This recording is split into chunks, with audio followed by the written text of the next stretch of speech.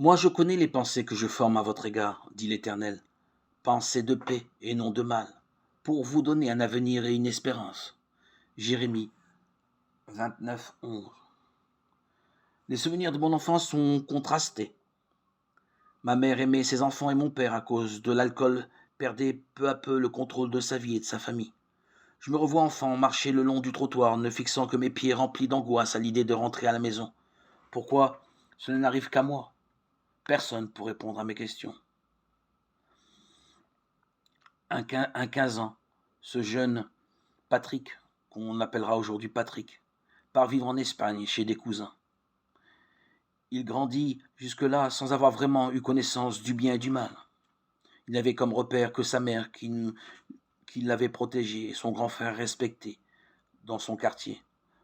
Pour ses exploits de violence, peu à peu l'alcool et la drogue rythment sa vie de fête en fête.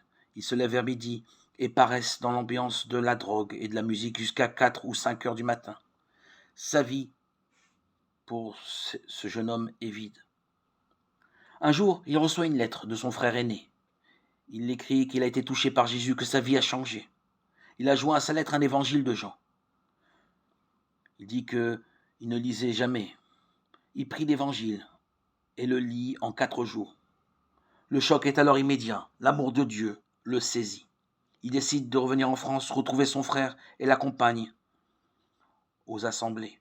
On l'accueille chaleureusement. Dieu prend le temps de le reconstruire. Environ 6 mois après, il demande à être baptisé. Depuis, il a repris des études, réussi l'examen et trouvé du travail. Quel merveilleux témoignage. Il a même fondé une famille. Dieu lui a redonné un avenir et une espérance. Jésus-Christ.